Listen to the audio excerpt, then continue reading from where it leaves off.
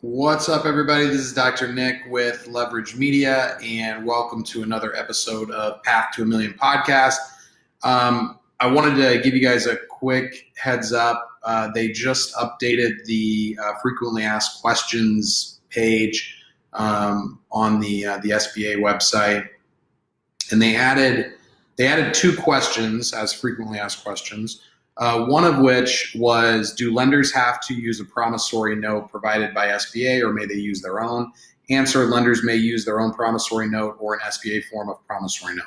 The reason why this is important is because this is the thing that was holding up, or the way I understand it, this is the thing that was holding up banks from actually dispersing the loans, because they could get them approved, but they weren't sure what documentation needed to be done to actually close the loans and fund the loans. So this question being added, I would imagine this means that they gave the banks direction on how to close the loans. So I'm still waiting to hear back from my banker on that. But I'm hoping that means that they now have the go-ahead to close the loans, and that within the next, hopefully, day or two, that the money would be available. The second question, though, is the one that I wanted to make this video about. There's been some, at least for me, there's been some confusion around what 8-week period is going to qualify. And in the bill, the whole point of the covered period was that from basically that you could use the loan money and use it within the dates of February 15th and June 30th. And the whole point of the February 15th, because you couldn't even apply until April 3rd, it's now April 8th. And even best case scenario, I think that we might be able to get our money like tomorrow, maybe April 9th. So if the bill only wanted you to be able to use the money once you got the money, they would have said, the covered period was basically from the time that you get the loan until June 30th. They said February 15th to June 30th, and the reason why was because they wanted people to be able to go back retroactively, keep people on their payroll, and be able to be reimbursed for it. So what I was hoping was, like, my payroll, for example, is this Friday. I was hoping that even if I got the money after this Friday, that I'd be able to go back. What's Friday's date? Let's say the 8th. So it'd be the 10th. So let's say I got the loan money dispersed on April 13th. The way the bill is written, I would have been able to start my 8-week period on April 10th, because that's when I did my payroll, where I kept everyone on my payroll like they want me to. But this question seems to indicate that is not the case. So the question is, the amount of forgiveness of a PPP loan depends on the borrower's payroll cost over an 8-week period. When does that 8-week period begin? Answer, the 8-week period begins on the date the lender makes the first disbursement of the PPP loan to the borrower. The lender must make the first disbursement of the loan no later than 10 calendar days from the date of loan approval. So the way that is pretty straightforward. Hold on, there's something down here in the bottom. Hold on one second. It says, further, because the reference period for determining a borrower's maximum loan amount will largely or entirely precede the period during which will be subject to restrictions on always. For purposes. Oh, that's a thing about the taxes. So getting back to this, it looks like they are making it, because if they would have wanted to make sure that you knew that you could go back retroactively, I would imagine the answer would have been, because the question was, when does that 8-week period begin? It says the amount of forgiveness of a PPP loan depends on the borrower's payroll costs over an 8-week period.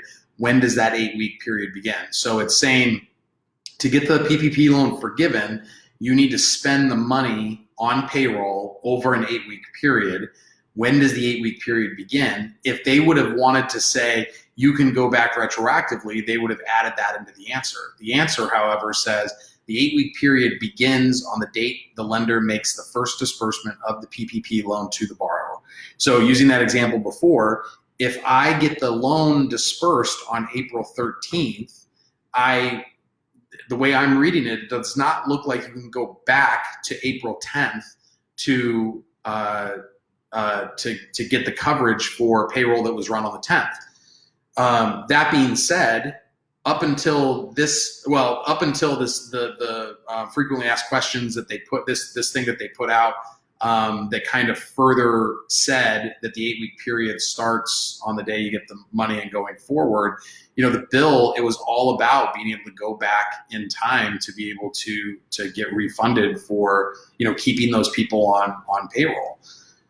So this is a little bit of a wrench in that I don't have a big problem with this taking a while to get figured out if we can go back retroactively.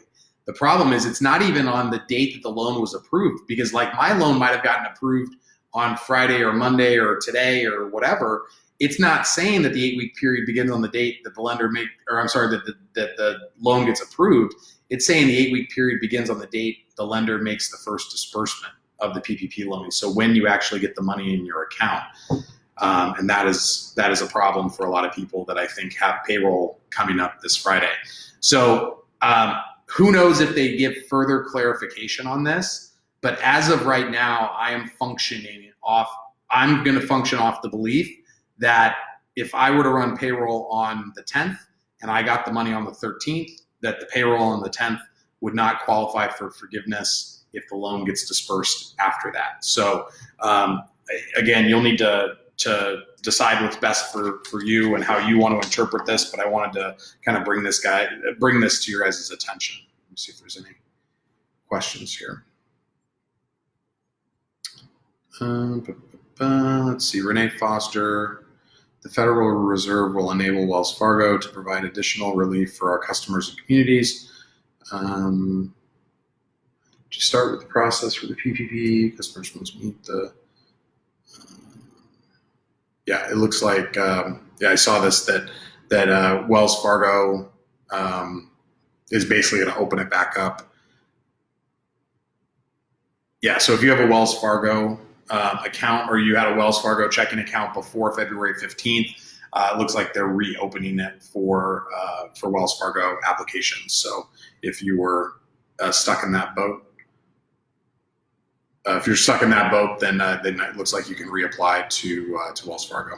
So just wanted to make that quick video on that update to the frequently asked questions. If I see anything else new, or if I get any new information from my bank on what the SBA is telling them, I will let you guys know. Talk to you on the next one.